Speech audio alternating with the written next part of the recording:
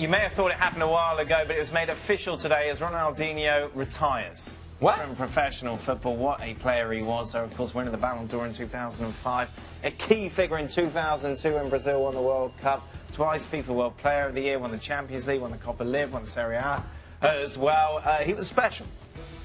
Yes, he was. And nobody can deny the fact that not only was he special on the field, he was also special off the field. Yep. He enjoyed himself and he enjoyed his career. Some people think, well, what might have been if he hadn't partied as much as he did? Perhaps partying was very much of what allowed him to express himself in the field the way he did. He was fun. I think that's the one thing you take from Ronaldinho. Watching him was always an experience. He enjoyed it. You enjoyed watching him play. And yes, his off-the-field personality was reflected by the way he played. Really? What? Really? Yes, he's retired today. No, we had this discussion. I'm telling you, it was 18 months ago. And that other studio with that crappy couch that we used to sit on. Oh. Well, what's that got to do with anything? Well, they retired. Well, he's retired now. It's official. But he retired 18 months ago. Whenever it was, I need to check the tape. How come he came back and now he's retired again? That's it. He's done. He's retired. Oh, good. Well done. I like how you link his retirement to the couch. That's it. The couch is also retired. Well, hopefully. We won't be talking about the couch again. I don't know. You brought it up. You were the one who brought it up. Don't ask me. Don't ask you about Ronaldinho. No, I mean, we did it about death 18 months ago. Well, he's back and now he's retired again.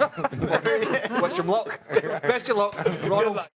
Everton spent a lot of money in the summer, but apparently it wasn't enough because suggestions in the UK is that Theo Walcott to Goodison is almost a done deal. Of course, a young man who had so much potential when he joined Arsenal from Southampton has never really fulfilled it. Could this be the step in which he needs to get up a level? Well, it's a guessing game, but I think what we do know is if he plays consistently, he's better than what Everton has.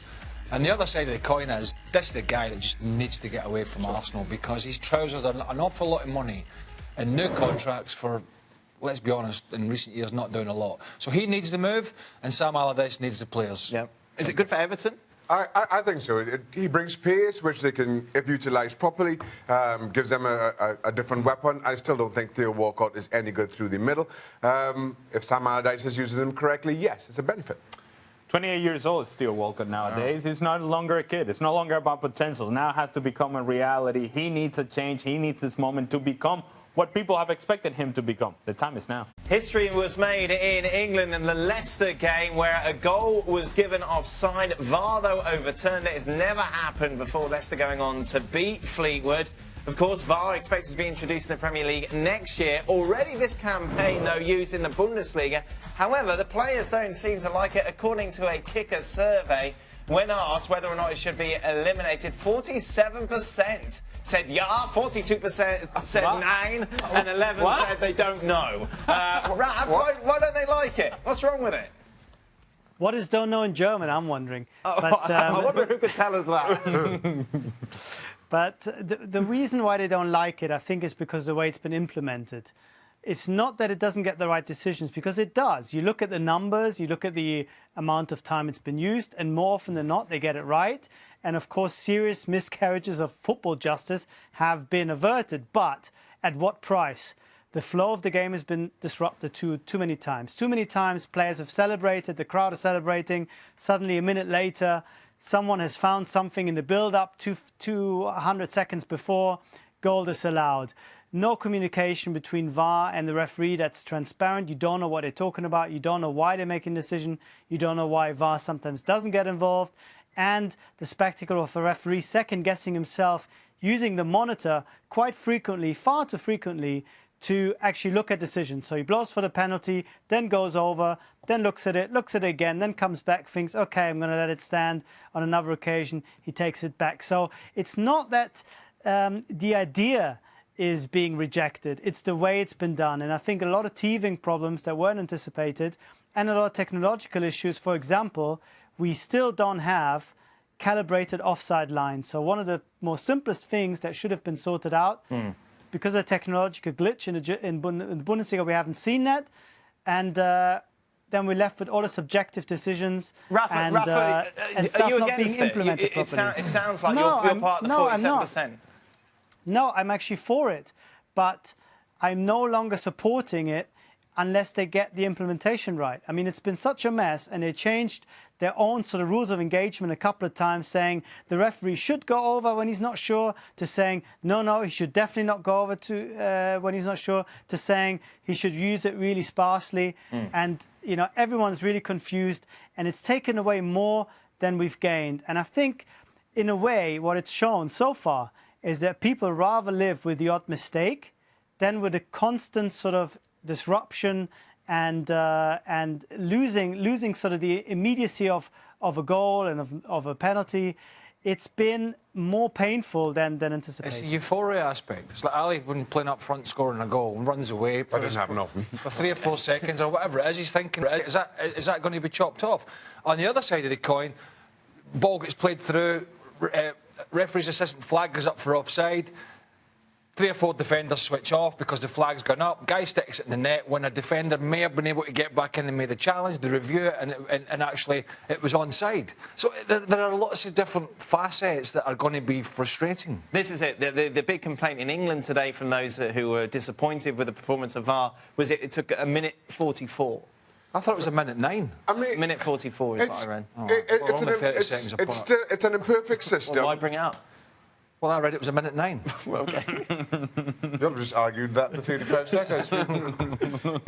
It's an imperfect system, and to say that there were teething problems that people didn't anticipate, I'm not sure how or why you don't anticipate teething problems with a new technology like this. And to put things in perspective, the Dutch are the ones who ran the trials, who were the leaders in putting this on the IFAB table to You're on the decide. IFAB board for people who don't know. I'm on the advisory panels. The Dutch don't use it in the Eredivisie. The Dutch use it in their cup games. But all of a sudden, the Bundesliga, Serie A, raced to the forefront to have this implemented, which I don't understand. Work these systems out. Let some of these smaller leagues experiment. Let them figure out the protocols, what needs to be better. And then you have it with these bigger leagues. I don't understand why the Bundesliga wouldn't think that there'd be these issues. As a player, Ali, Craig brought it up, you score, there's the euphoria of scoring, and then obviously it's being checked, it might be overturned. 1 minute 44, you're right. We got there in the end. I apologise, I've had some duff information. Told you I'd find it. You know, does it take it away? Would you prefer to be able to enjoy a goal more, however there may be more errors? Well, I go back to something that Raf just said there, that teams feel like they're willing to live with a mistake, the odd mistake here and there, rather than the stoppages and the implementation issues that they're having.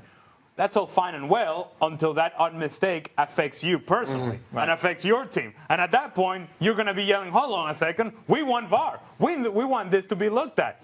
The truth is that you want the call to be right. You want the call to be right. And however that gets implemented, that's the issue. The way the system is administered, that's where we have to get to. Yeah. The better we get with that, then the better that the players are going to be willing to say, you know what, this is part of the game now. This is part of our reality, and we're getting the calls right. In the end, I think players can live with that. As I mentioned before, Pierre-Emerick Aubameyang, heavily linked to some people saying that it's pretty much a done deal for a move to Arsenal. What can you tell us the latest on this? It's definitely not a done deal because Dortmund are yet to get a firm offer on the table. They understand that there's interest. The players very clearly interested. Dortmund are very close to the point where they feel it's going to be very hard for Aubameyang to be reintegrated into the squad after misbehaving a little bit. Having said all that, there's been a talk between him and Peter Stöger. They seem to have agreed that he's not going to do anything silly for the next few days. Also, I think in recognition that the Arsenal offer hasn't come in and might never materialize, because who knows?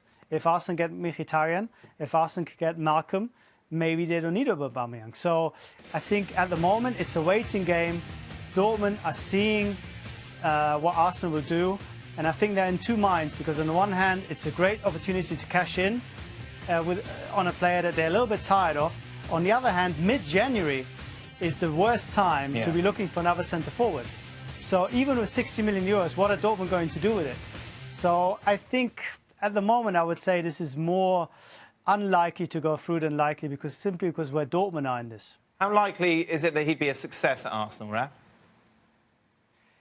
I think this guy would be a success in most teams. I mean, I'm a big fan. I've been singing his praises on the show for a long time. There are problems with punctuality, with ill discipline, but on the pitch, he always delivers. I mean, the record of his goals speak for themselves. If you are pushing Lewandowski and sometimes doing better than him in the goal-scoring charts with a worse squad, you must be doing something right. It's not perhaps his greatest season, but then it goes for most of the Dortmund players. But I think with the right coach and the right team, he'd be amazing. Having said all that, I'm not quite sure how a front line with Giroud, Lacazette and Aubameyang is supposed to work. It looks a little bit strange to me to have these three guys all vying for positions. It doesn't seem like an automatic fit, I must say. Norwich against Chelsea at Stamford Bridge. Tomorrow, after that 0-0 draw, Chelsea 95% to advance according to the SBI. Ahead of the game, Conte was asked about why he keeps substituting Eden Hazard. The Italian had this to say, it's not important, I am the coach. I decide only here in England is this important. My first task is to do the best for the team and the club, not to make every player happy. Talking about... I don't get this, and he's not the first manager. I don't get this. Only here in England is it important. What utter garbage. Every country around the world, if you take your star player off and your team is struggling and it's not long after half-time, then no matter what country you're playing in, the fans are going to question it and the media are going to question it. So what the hell is he talking about? So the focus here seems to be on Hazard's happiness and about obviously how he's not happy being substituted all the time. That's fine. No player likes to get substituted all the time. But isn't this part of man management? Yeah, it is. But at the same time, part of management and part of Antonio Conte's remit is to make those big decisions. That's why he gets paid the big bucks. He now has to manage that situation as best he can. If the Diego Costa situation is anything to go by, he's not, left a lot to be desired there. He's got some work to do with Eden Hazard. But that's not his business, keeping Hazard happy. Well, while it is his right and responsibility to pick the team and to pick the players that he thinks give Chelsea the best chance to win, it is also important that you have players that are willing to play for you. And so, while it is not his responsibility to keep Eden Hazard happy, it is much better if you have a happy locker room than if you don't. If you have a locker room filled with players that are going to go on the field willing to do the job that you ask them to do because they have not necessarily a friendly relationship with you, but at the very least have the respect of the manager. That, I think, is important. But I would suggest, from Conte's perspective, whether he's going to be at Chelsea 5 months or 18 months, and it seems to be it would be the former, that when your star striker's having a stinker, keeping your star player in check and happy would be a key to solving the situation of a lack of goals. If you're not going to sign Alexis Sanchez in the transfer window, and it doesn't look likely, then you need to make sure Hazard is a happy camper, because Alvaro Morata has fallen over his own feet at the moment, and he doesn't fancy Batshuayi. Welcome to Extra Time. Shaka Hislop is indeed back, ladies and gentlemen, from his commercial shoots. Reluctantly. What do you mean? Well, reluctantly back, I bet. Yeah. How was it? Tell us a little bit about it. Warm. It was lovely. What temperature was it? Hot. Very hot. You were the only person in this commercial. Yes. How many people? What was the team?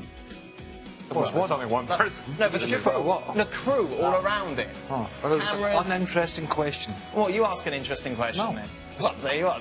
I'm intrigued to know how big a project this was. It was quite a big project. Uh-huh. And you were the center figure of this project. I'm the main character in the commercial. Wow. Yes. How did you swing that?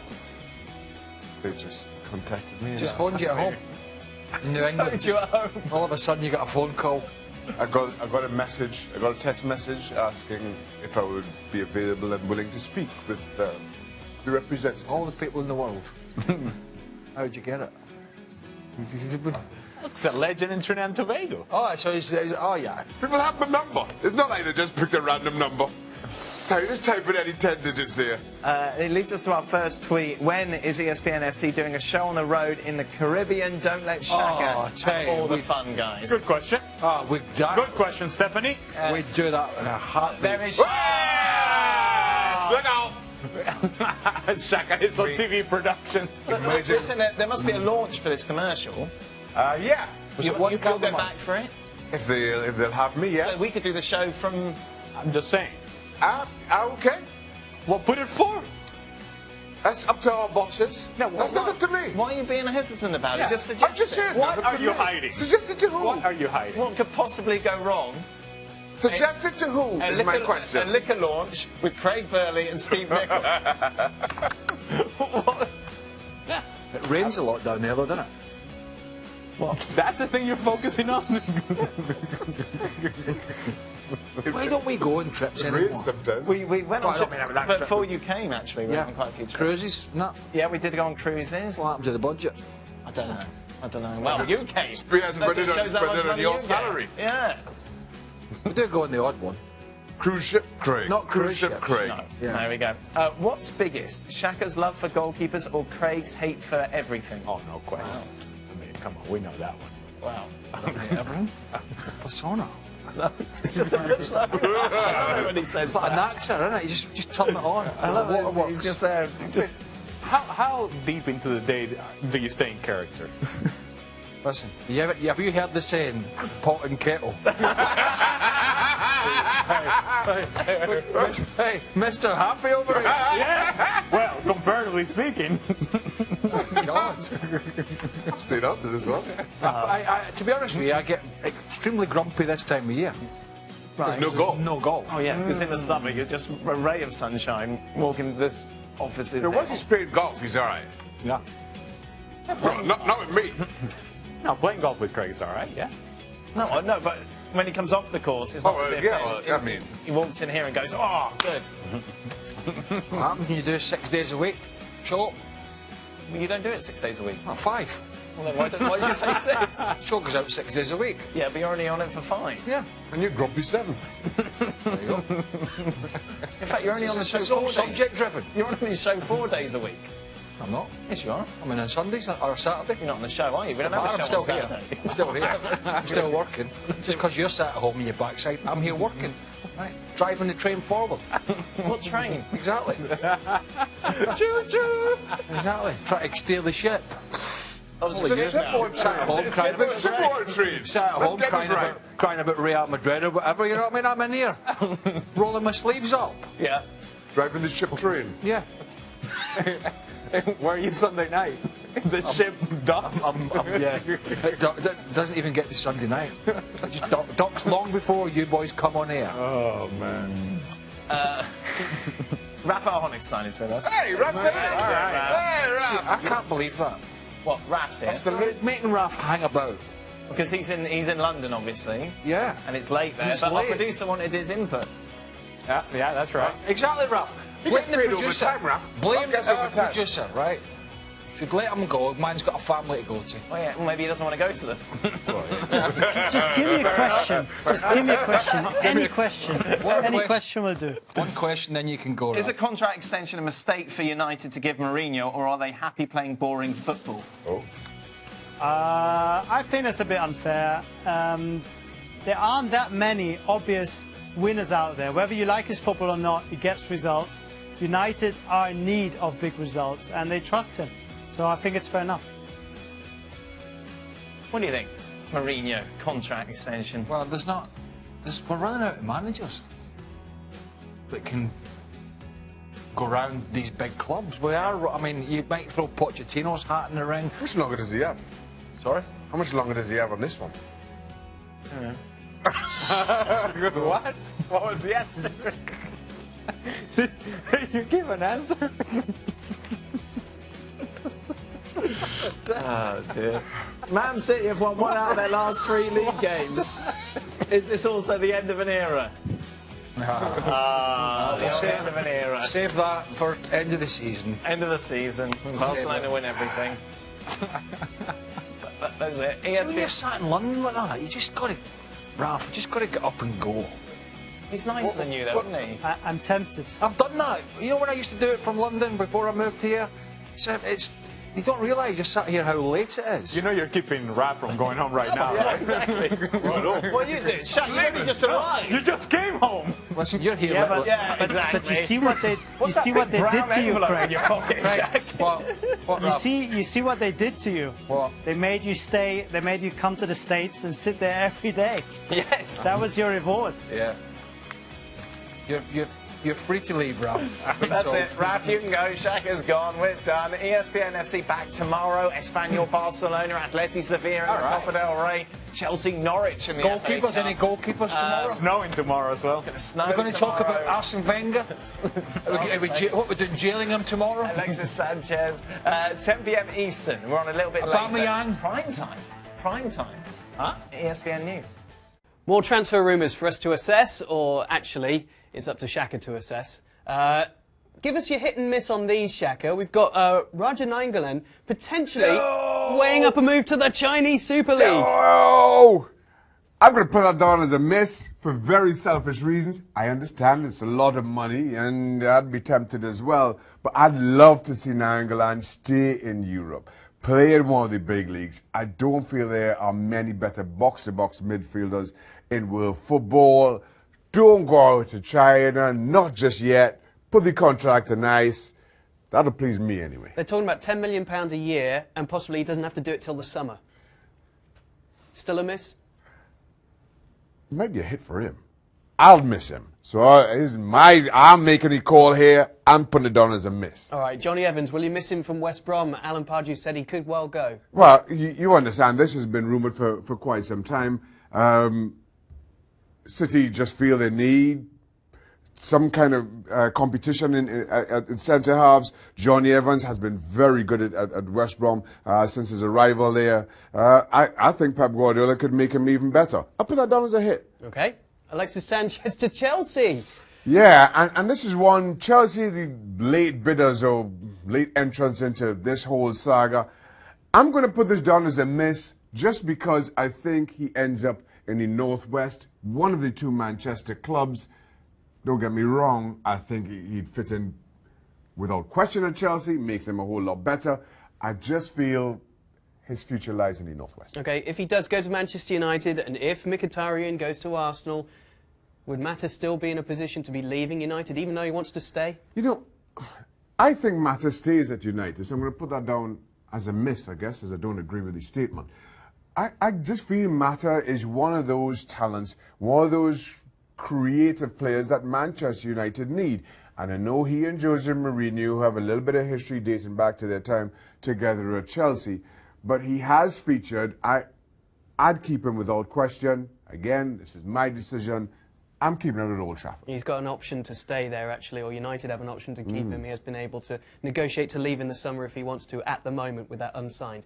Benteke to Chelsea. He's got one goal so far this season, Christian Benteke, but do Chelsea still need a striker? Is he the man? Well, Chelsea probably need a backup striker. I think the amazing thing going on at Stamford Bridge is how little playing time Batshuayi has been getting. Morata has been up and down, and we've spoken about him over recent weeks.